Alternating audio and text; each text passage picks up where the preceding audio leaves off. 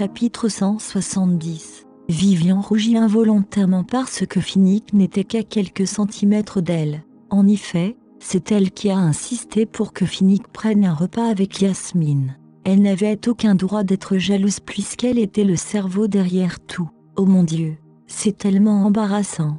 Par conséquent, ses lèvres se contractèrent involontairement alors qu'elle y pensait. Finnick la tint entre ses bras et affirma avec un doux sourire « Tu es exceptionnellement magnifique ce soir ». Elle baissa la tête avec un sourire penaud, en roulant ses bras autour du cou de son mari. « Vraiment, je ne pense pas qu'il y ait quelque chose d'exceptionnel chez moi, n'est-ce pas ?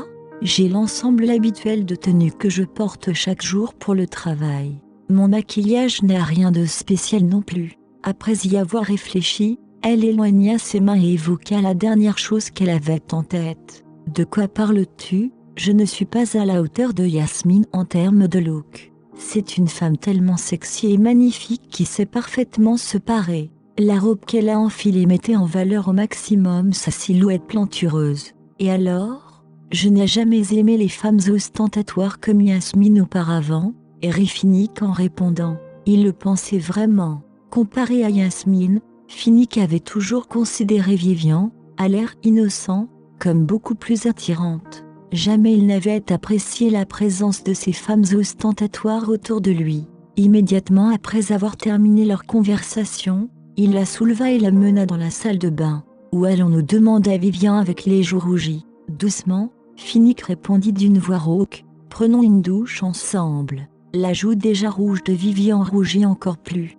Elle était sur le point de refuser sa suggestion, mais Finnick baissa la tête et l'embrassa sur les lèvres, la rendant incapable de parler. « C'est toi qui es en faute aujourd'hui, donc, tu n'es pas autorisé à me refuser car tu es puni. » En entendant la déclaration autoritaire de son mari, elle n'a eu d'autre choix que de le suivre dans la salle de bain. Peu de temps après, le robinet s'est mis à couler. La salle de bain entière était devenue chaude et brumeuse. Les joues de Vivian avaient le ton d'une tomate cerise au début de la séance. Le lendemain matin, après que Finnick ait déposé Vivian, il est retourné seul au groupe Finor. C'était une journée relativement tranquille. C'est pourquoi il s'appuya contre la chaise après la conférence qu'ils avaient eue le matin. Il parcourut le rapport qui lui avait été remis, mais soudain il entendit une agitation à l'extérieur de son bureau. Noé a crié « Vous n'êtes pas autorisé à entrer dans le bureau ». Finnick se redressa immédiatement alors que le tumulte avait interrompu ses pensées. Une femme avait fait irruption dans le bureau de Finnick. Elle n'était autre que Yasmine. Noah, qui était dehors, s'est immédiatement précipité dans le bureau de Finnick. M. Norton, elle n'a pas de rendez-vous, mais elle a insisté pour se rendre dans votre bureau. Finnick fronça les sourcils en retour, mais il fit signe à Noah de repartir à son poste et de le laisser gérer. Yasmine avait enfilé une tenue totalement différente. Par rapport à la tenue habituelle qu'elle portait, un manteau surdimensionné pouvait être vu sur elle. Elle avait un look conservateur contrairement à son maquillage épais habituel. Elle passa ses doigts dans ses cheveux hirsutes et fit semblant d'être innocente en disant à Finnick « M. Norton, je suis vraiment désolée de m'être présentée sans rendez-vous, mais je ne peux pas résister à l'envie de passer par ce que vous m'avez manqué. Ne me suis-je pas fait comprendre hier soir ?» demanda Finnick en fronçant les sourcils pour exprimer sa frustration. Il a dit « Je veux que vous sortiez immédiatement. Je n'ai pas de temps pour vous. » Yasmine pinça les lèvres car elle n'avait pas l'intention de partir. Elle s'avança et prit Finnick par surprise, enlevant le manteau surdimensionné qu'elle portait, exposant son corps nu sous le manteau. Le visage de Finnick s'essombrit car il était évident que Yasmine ne préparait rien de bon. Ceux qui le connaissaient bien pouvaient dire qu'il avait été provoqué et sur le point d'exploser, sinon il ne serait pas resté silencieux de cette manière. Néanmoins, seuls quelques-uns pouvaient lire l'humeur de Finnick. Yasmine crut donc avoir réussi à séduire Finnick et se précipita à ses côtés, le tenant entre ses bras. « M. Norton, je sais que vous avez un faible pour moi. Je ne mettrai pas mon nez dans vos affaires, mais je veux devenir l'une de vos nombreuses femmes. Je dis, oh aïe !» Finnick poussa Yasmine à l'écart avant même qu'elle ait pu finir ses phrases. Je veux que tu t'habilles et que tu te retires de ma vue immédiatement. Finnick a donné ses instructions avec indifférence et un visage impassible. Yasmine a cependant refusé de céder.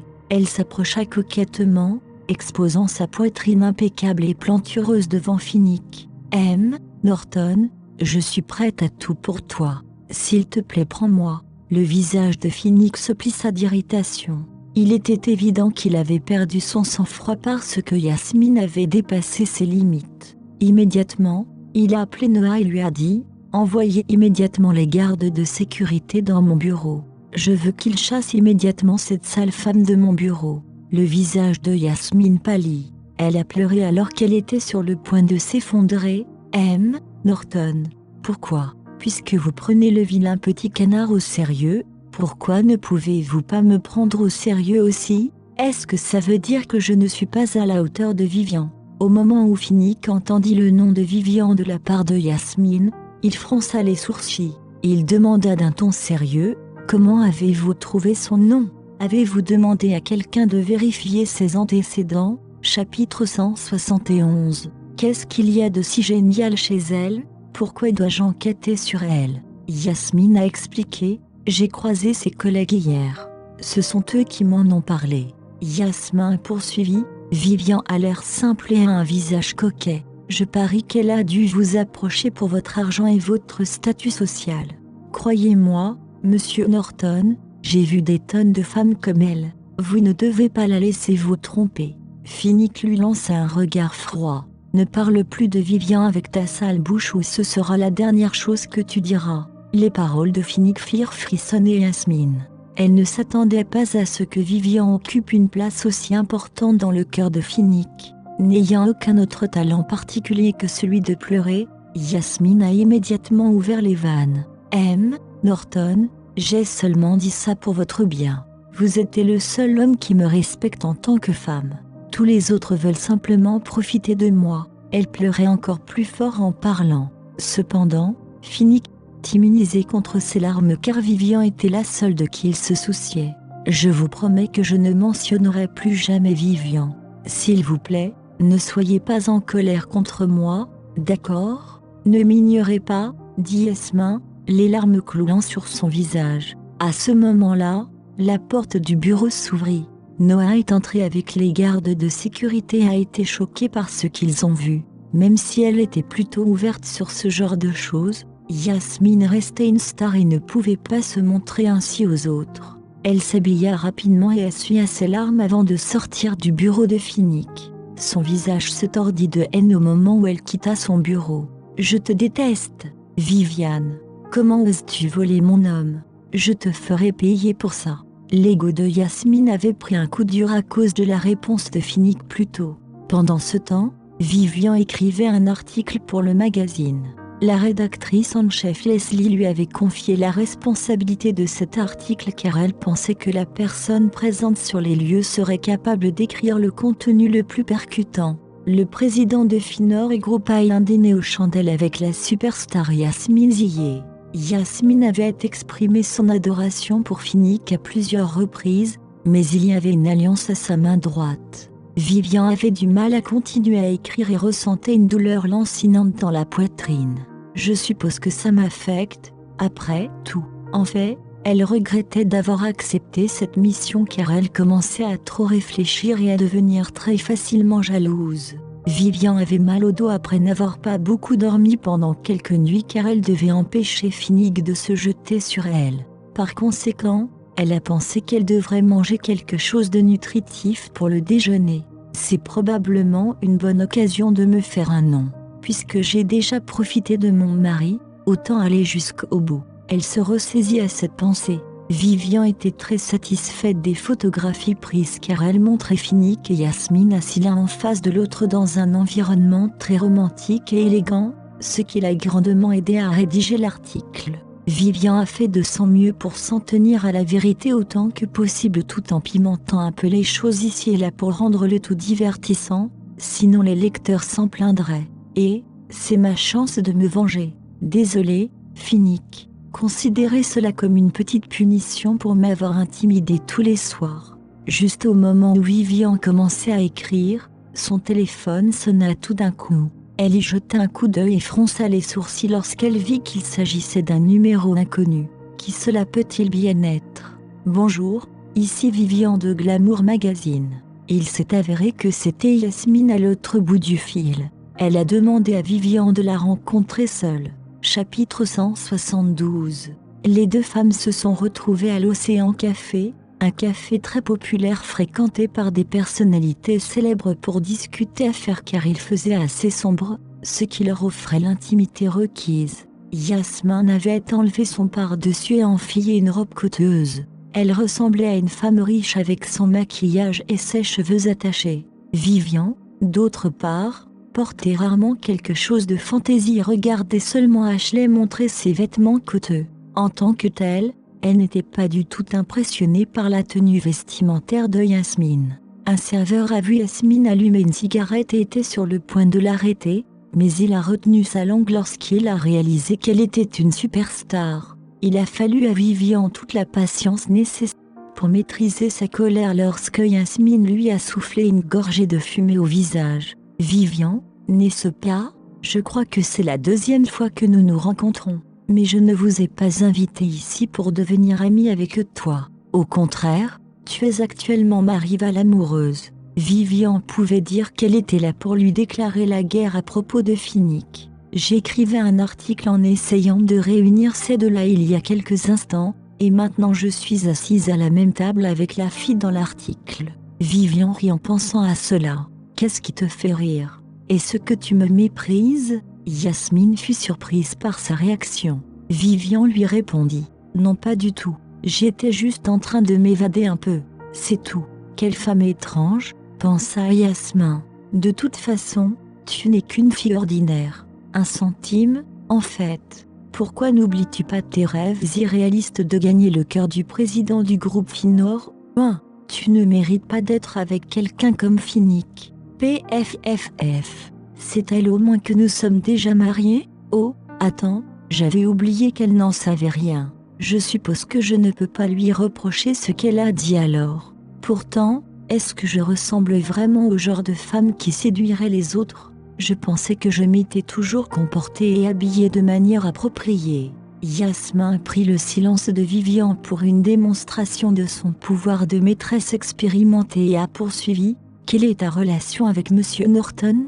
Vous semblez plutôt proches tous les deux. Ne me dis pas qu'il te parraine déjà financièrement, me parrainer financièrement, et ce qu'elle me prend pour un sugar baby en quelque sorte? Quelle blague, elle prétend aimer Finnick, et pourtant elle ne sait rien de nous. Ne voyant aucune réponse de Vivian, Yasmine a décidé de se vanter des moments qu'elle avait passés avec Finnick. Heureusement pour Vivian, Finnick lui avait déjà parlé de leur rencontre d'hier soir, donc les paroles de Yasmine n'avaient aucun effet sur ses sentiments. Je te ferai savoir que c'est Finnick qui m'a approché pour me proposer d'être le porte-parole de l'entreprise. Je sais que Finnick est amoureux de moi, car il n'aurait pas fait ça autrement, dit Yasmine. Finnick m'a tout dit il y a longtemps. On dirait qu'il était vraiment honnête avec moi, pensa Vivian en écoutant. À ce moment, le serveur apporta 2 tasses de café à leur table. Yasmine avait commandé un cappuccino, tandis que Vivian avait simplement commandé un expresso. Yasmine a jeté un coup d'œil à la tasse de Vivian et a dit « Tu as un goût tellement horrible. » Elle trouve mon goût horrible. Vivian avait écrit un article sur le café il y a quelque temps. Elle a passé une semaine entière à faire ses recherches pour bien comprendre les origines du café, sa production et sa fabrication. Son rêve était de créer son propre café avec son argent de retraite. Fabien l'avait amené dans toutes sortes de cafés et d'événements à Shin City. Il a même dit en plaisantant qu'il était prêt à devenir sa tasse de café pour qu'elle puisse le tenir dans ses bras tous les jours. Vivian s'est moquée d'elle et a dit « Vous pensez que commander un cappuccino vous fait vous sentir plus supérieur ?»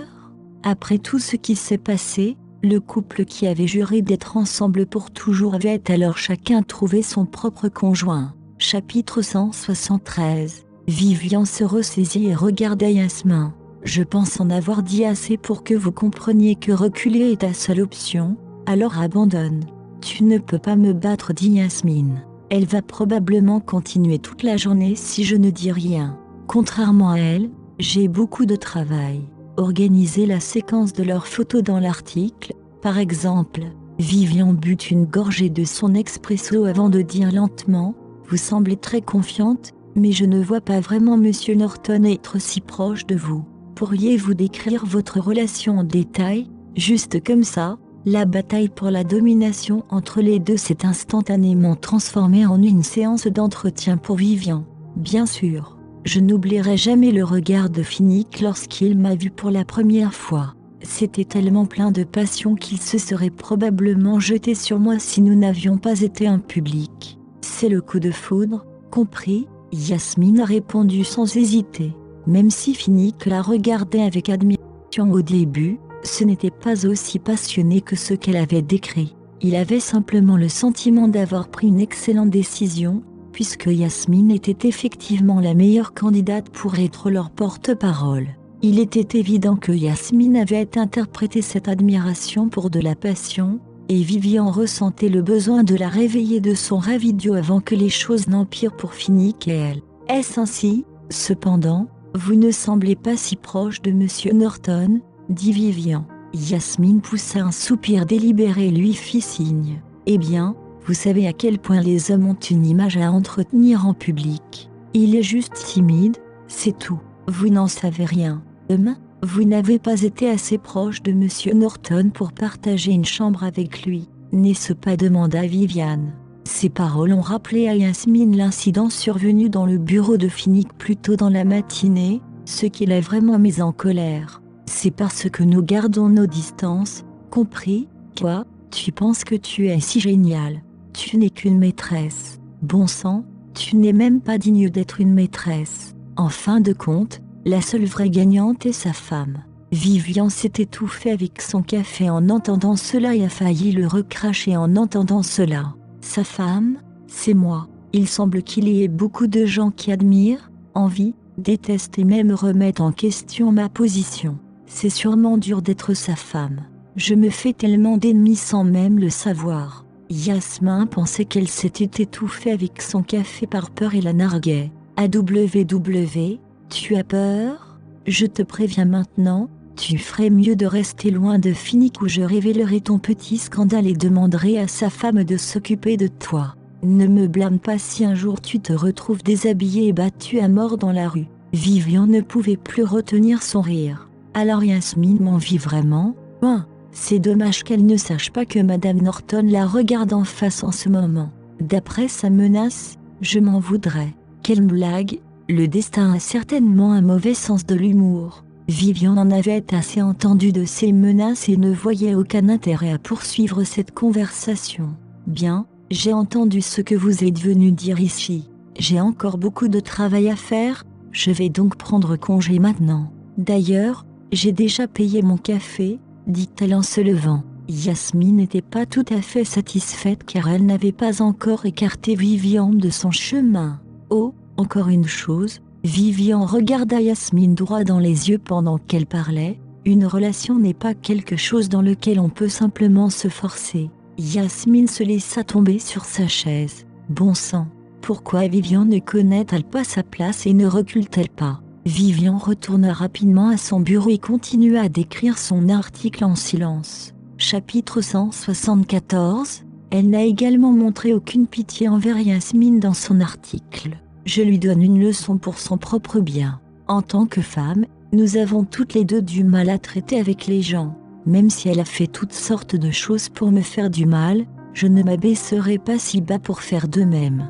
La journée s'est déroulée paisiblement et il était bientôt l'heure de quitter le travail. Tout le monde se dépêcha de rentrer chez lui et Vivian fut la dernière à quitter son bureau. Elle remarqua que les lumières étaient toujours allumées dans le bureau de Fabian et décida de s'enfuir tranquillement. Finnick lui a envoyé un texto « Je rentrerai à la maison pour dîner ce soir ». Vivian lui a répondu « Qu'est-ce que tu aimerais manger pour le dîner ?» Il a répondu sans vergogne « Toi ». Vivian se retrouva à rougir d'un rouge vif lorsqu'elle se rappela comment ils avaient partagé un bain la nuit dernière après s'être dépêchés de rentrer chez eux. Finnick s'est arrêté chez un fleuriste et a acheté à Vivian un bouquet de fleurs pour lui remonter le moral. Il savait qu'elle aimait les plantes à gants, comme cela avait été mentionné dans ses dossiers lorsqu'il avait enquêté sur elle plus tôt. La femme de ménage avait préparé une grande variété de plats nutritifs pour le dîner. Si seulement je pouvais cuisiner aussi bien que la femme de ménage. De cette façon, je serais capable de gérer Finnick et ses habitudes alimentaires difficiles, pensa Vivian en voyant les plats sur la table. Elle aimait beaucoup les fleurs qu'il lui avait offertes et avait l'impression que la fatigue qu'elle avait ressentie pendant la journée avait disparu en un instant lorsqu'elle sentait leur parfum. Il sait que j'aime les plantes à glands. Finnick est vraiment attentif. Comment s'est passée ta journée?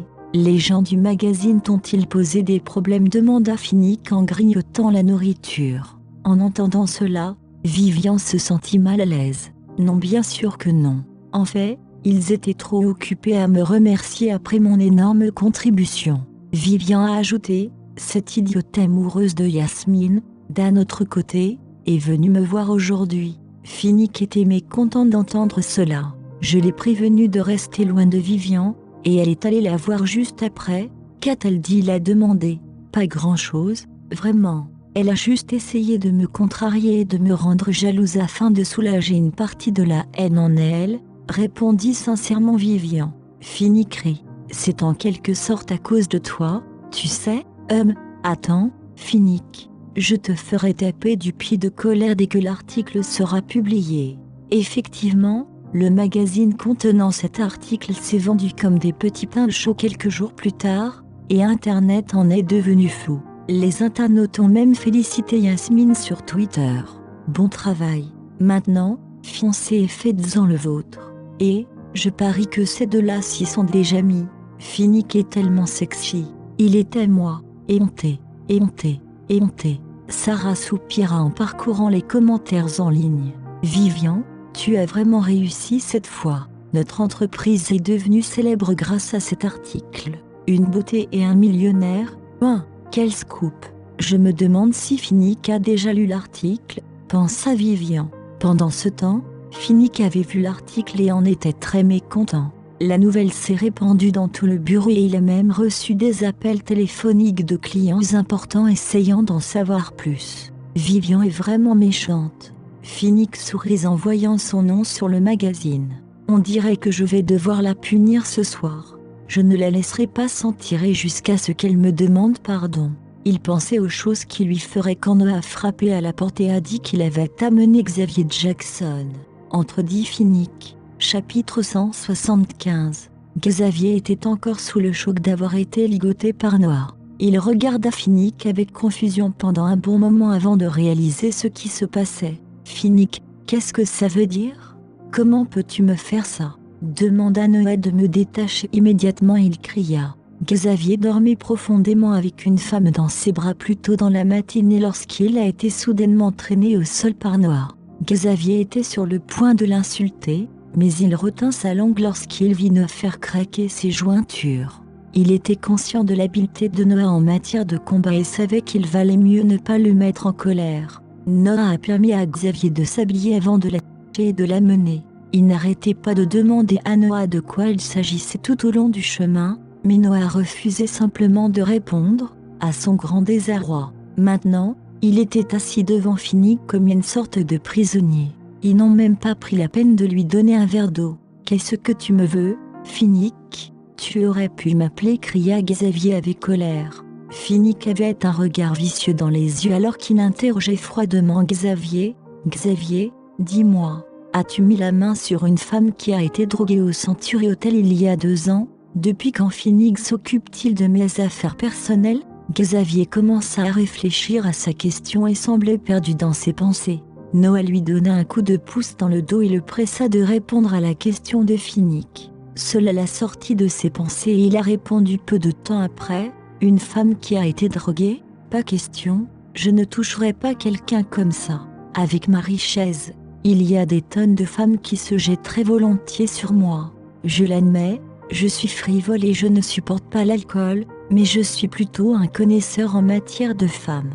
Avec la richesse et la beauté de Xavier, il n'a vraiment pas besoin de droguer une femme, et il n'est pas non plus le genre de personne à faire une telle chose. Mais et s'il était ivre?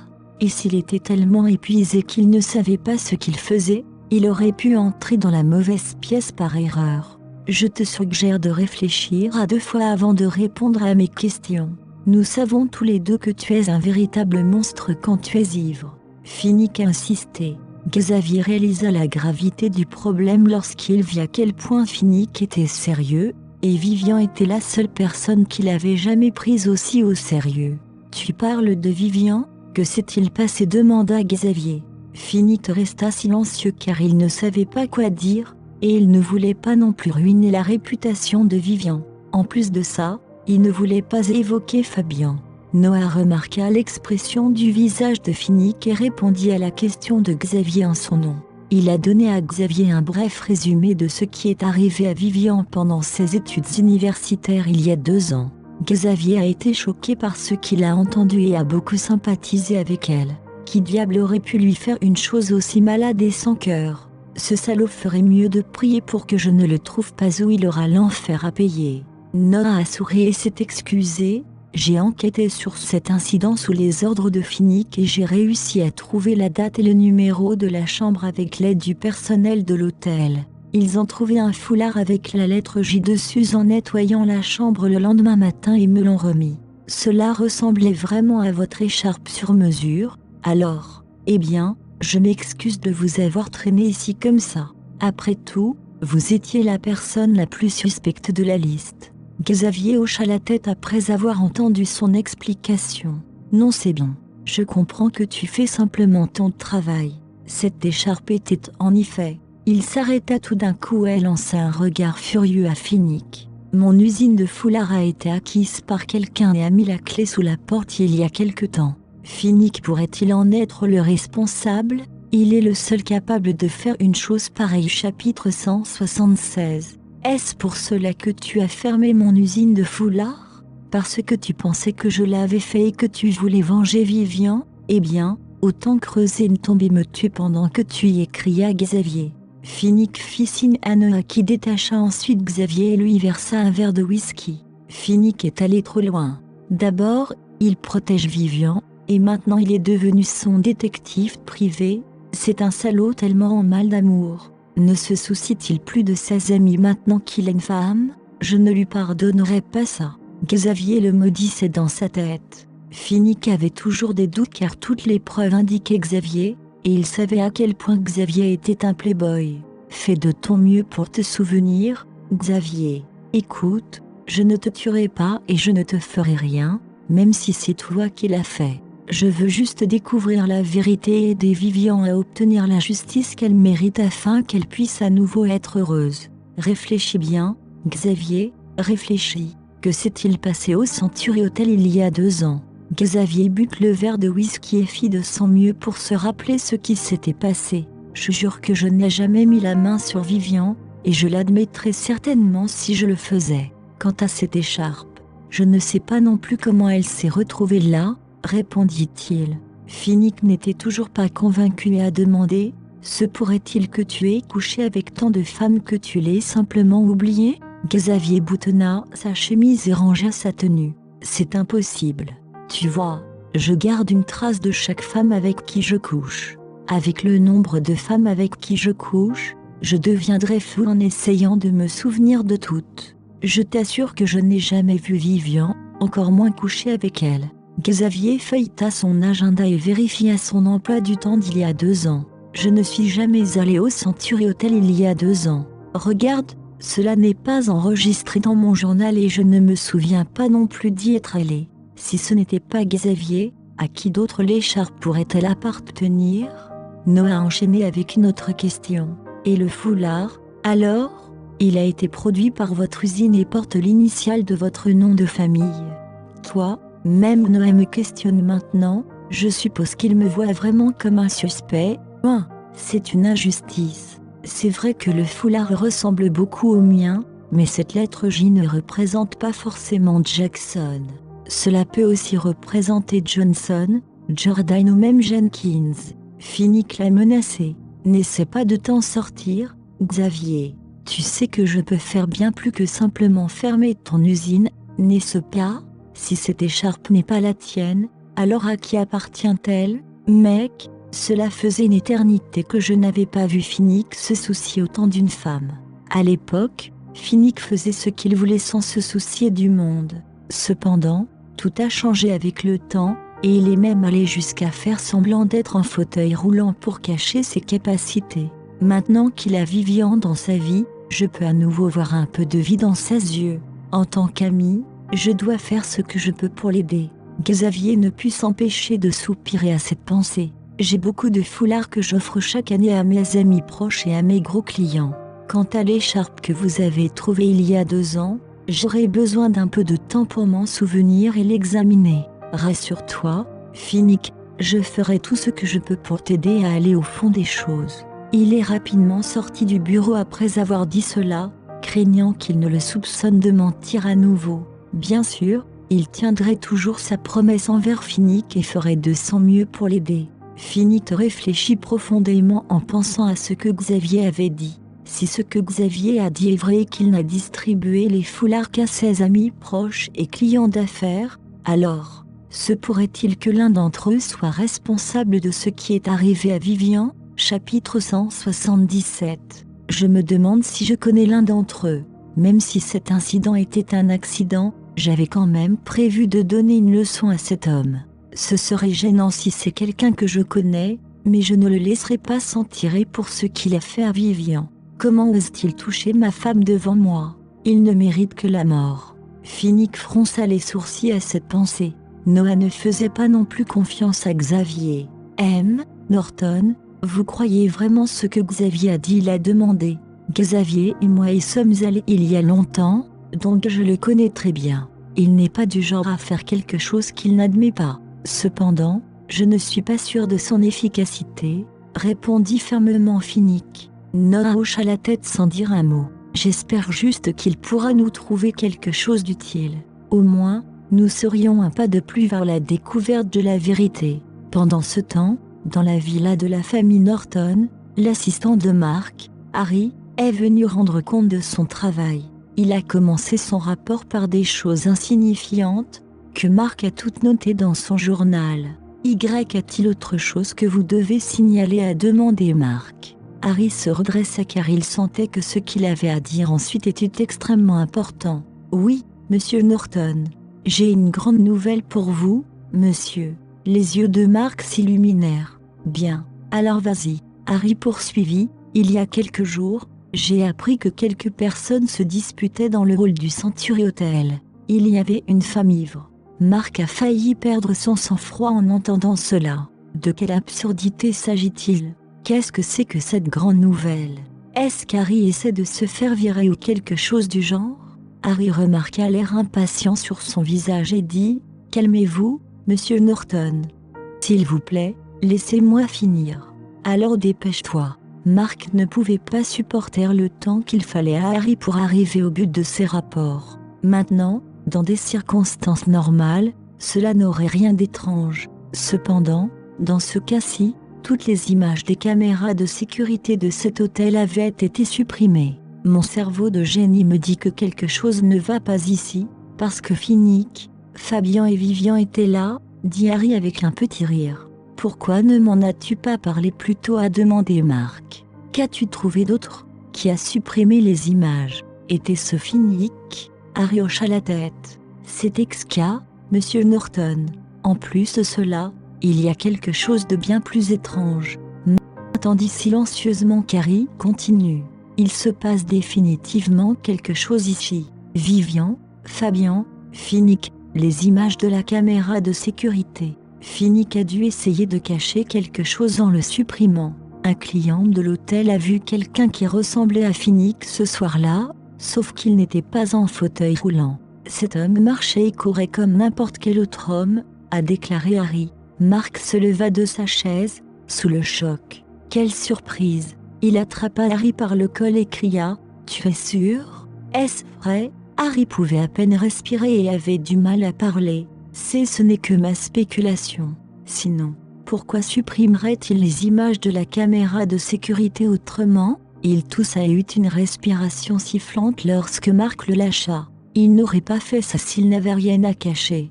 Les seules personnes pour lesquelles Phoenix supprimerait les images sont Vivian et lui-même. Harry, je veux que tu enquêtes de manière approfondie sur cet incident. Ne négligez rien, ordonna Marc. Nous sommes incapables de trouver le témoin, donc nous ne pouvons vraiment rien prouver maintenant, répondit Harry. Chapitre 178. Marc commençait à s'inquiéter et à avoir peur. Si c'était vraiment Finnick, cela ne voudrait-il pas dire qu'il fait semblant d'être handicapé? Pourquoi ferait-il ça? Je me demande si grand-père est au courant. Harry remarqua le froncement de sourcils sur le visage de Marc et demanda « M. Norton, devrions-nous essayer d'utiliser cette méthode il y a 10 ans ?» Finnick n'était qu'un petit punk il y a 10 ans, mais il est devenu un monstre après avoir été grièvement blessé une fois. Maintenant qu'il se montre prudent avec nous, les choses ne seront pas si faciles. Tu n'es qu'un idiot. Penses-tu vraiment que Finnick est si facile à attraper maintenant qu'il a Noah à ses côtés? Vous ne pourrez jamais espérer vaincre ce type, et il est pratiquement collé à Finnick sauf quand il dort. Marc le gronda avec colère. Harry avait honte de lui-même. C'est vrai que mes compétences en arts martiaux ne sont pas aussi bonnes que celles de Noah, mais je suis plus intelligent que lui. Il a une idée et a dit « M. Norton, nous pourrions cibler la femme de Finnick, Vivian. Je peux dire qu'il l'aime beaucoup et qu'il l'aurait probablement à ses côtés à tout moment s'il le pouvait. Vivian, je l'ai déjà rencontrée. Grand-père semble l'aimer beaucoup aussi. Avec cette vidéo, nous pouvons voir que ses antécédents et son identité sont un mystère complet. Elle n'est certainement pas aussi innocente et pure qu'elle le prétend, mais il doit y avoir quelque chose de spécial en elle si elle parvient à gagner le cœur de Finnick. Il hocha la tête et complimenta Harry. Vivian, oui, c'est une très bonne idée. Tu as enfin dit quelque chose d'intelligent, Harry. Harry ne savait pas comment répondre à ce compliment. Attends, est-ce qu'il veut dire que tout ce que j'ai dit auparavant était stupide? Cela ne peut pas être vrai. Marc réalisa ce qu'Harry voulait vraiment dire un instant plus tard et l'exhorta. Qu'est-ce que tu attends? Dépêche-toi et fais les préparatifs nécessaires. Tu recevras une énorme récompense si tu fais cela bien. Sur ce, Harry s'enfuit et se mit au travail. Et, je sais maintenant que tu fais semblant d'être infirme, et que Vivian est ta faiblesse. Une fois que je te frapperai dans tes 2 points faibles, tu seras foutu. Marc laissa échapper un sourire sadique à cette pensée. Malgré l'ambiance attentionnée que Xavier dégageait, il était très efficace pour faire avancer les choses et avait organisé un rendez-vous avec Bénédicte un jour après sa rencontre avec Finnick. Xavier fut le premier arrivé à l'Océan Café. Après avoir commandé un café au lait et 2 desserts, il commença à observer les gens autour de lui pour voir s'il y avait de jolies filles à proximité. Bénédicte est arrivée quelques instants plus tard et sa beauté impeccable a provoqué toute une agitation dans le café. Les serveuses voulaient le draguer, mais étaient trop timides pour faire un geste à cause de sa beauté. Bénédicte avait une peau cristalline, un nez arqué, de belles pupilles noires et des lèvres très charmantes. Son costume ajusté complétait parfaitement son physique et son apparence générale laissait toutes les femmes baver devant lui. Bénédicte était le fils de la famille Morrison ainsi que le frère aîné d'Evelyn Morrison. Les deux avaient perdu leurs parents très jeunes et Bénédicte devait s'occuper seule de sa sœur. Après avoir rencontré Xavier, Bénédicte s'est assise gracieusement et a commencé à commander à partir du menu. Xavier remarqua que les filles regardaient toujours Bénédicte et le taquina. « Mec, tu es vraiment submergé par ton charme. Même un bel homme comme moi a été vaincu par ta beauté. Zut, je pense que je commence à tomber amoureux de toi. » Chapitre 179. Bénédicte commanda un expresso et dit « Tu n'as pas changé du tout, Xavier. Toujours l'échangiste entouré de femmes.